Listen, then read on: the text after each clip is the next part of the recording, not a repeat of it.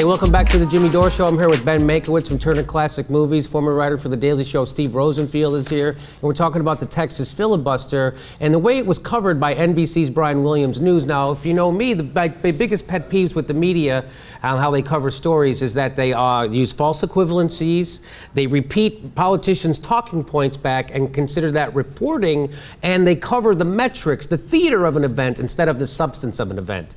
And this story has all those things in them together. So here's Brian Williams, NBC reporter, she's going to cover the Texas filibuster. You know what happened was Wendy Davis got up and she did this heroic filibuster, and so they were able to filibuster this. But all they talk about, well, we'll see how they talk about it. Play the first clip. Democrats were fighting a bill they said would close 37 of the state's 42 abortion clinics. Republicans said it would make them safer and expected a win. So I guess we'll never know. It's a mystery. Democrats say this, Republicans say that. I don't know how we can find out. I'm just a reporter from national NBC News with the whole weight of General Electric behind. How could I possibly do a research piece and find out what the point of this is? I called a Republican. They said it would make them safer, and I called a Democrat, and they said no, there'd only be 5 left. What do you want me to do now? What am I supposed to do now? They evened out. Right. Opinions just evened each other out. Yeah, they canceled each other out. We're back to the middle, and that's where good reporters should be. I made those calls. Then it was like 9:13 in the morning. I don't know what to do the rest of the day. Yeah. You see, Ben, a reporter can't say that Democrats are trying to preserve a woman's abortion rights because NBC would then look like baby killers. Can't have that. Yeah. Thanks for NBC for helping to make the point that when covering politics, there's no such thing as a dangerous, fucked up idea. That's a relief. Right? That's right. That's right. They're giving equal. No, this is a cool idea. As long as someone from the establishment says the idea, yes, then by its very nature, it can't be dangerous and fucked up. And the most important element of network journalism is finding all the facts and then keeping them to yourself. It's a really important secret. Very important, right? As I've told you before, I went to the Columbia University Graduate School of Journalism, and we were taught that very early. About how to keep the facts to yourself. Exactly. And as soon as you learn it, put it in a drawer. Because nobody wants to hear that stuff.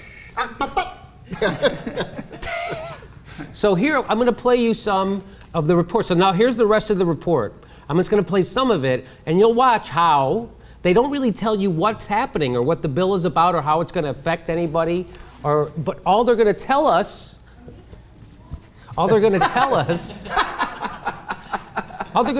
is the theater of the whole thing. They're going to talk about, let's watch it. Win.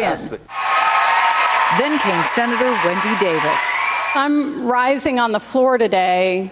In an elegant white suit and comfy pink sneakers, the marathon began. In order for their voices to be heard. Talking and talking and talking. Governor Perry called us back. Strict filibuster rules said she couldn't sit down, couldn't lean, couldn't take a break for anything. Exhausted, she needed a back brace adjusted. Opponents charged that and reading from an iPad were against the rules. It does say paper, Mr. President, not a computer.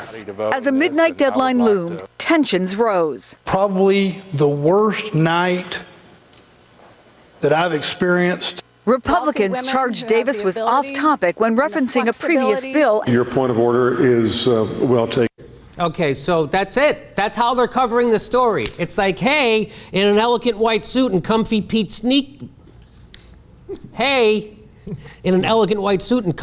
sneakers, Wendy Davis spent 13 hours discussing important shit we couldn't give a fuck about.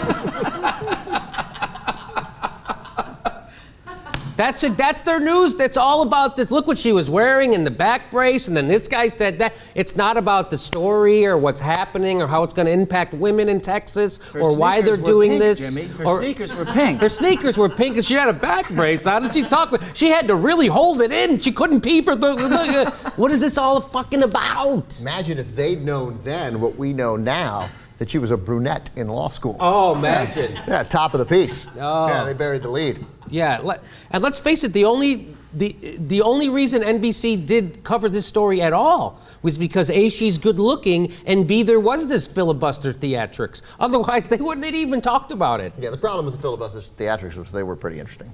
Like also these douchebags with the it says paper because we wrote this in 1941 and there were no computers. Yes. Yeah.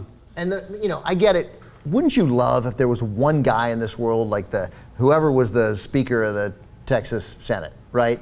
Or the head of the president of the Texas Senate, if he just said, yeah, I know that technically these are points of order, but she's reading from an iPad because we didn't have iPads when we wrote this. Right. And for crying out loud, I disagree with her and I want this bill passed, but she needs a back brace. So easy. Well, just if there was a guy who'd be like, I hate abortion, I want to ban it, but I'm not going to be a total douche. She's doing it.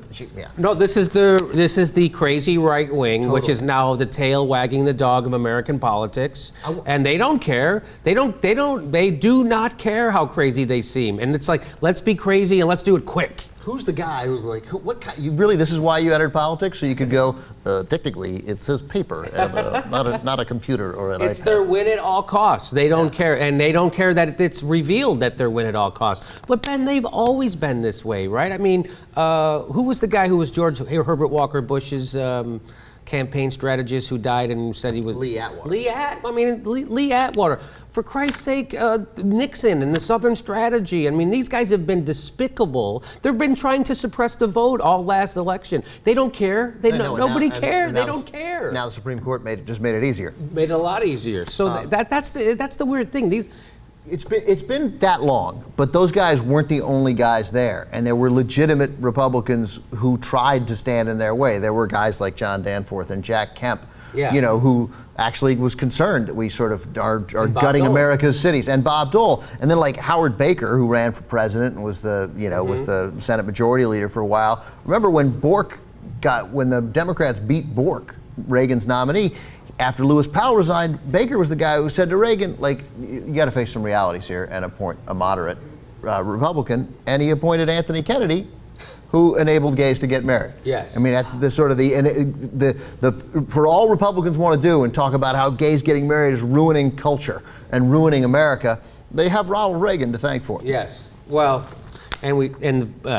yes. It's a mixed bag with Anthony Kennedy, isn't it? It's a total mixed bag, and you learn how mixed bag it is within 24 hours, what a mixed bag it is. Now, have you heard the rumor? People have said that they think he's a closeted... I hadn't heard that about... I heard that about Roberts. Oh, really? Not Kennedy, yeah. Kennedy, and obviously, and David Souter. I don't know if I should say this, but I heard Cenk is gay.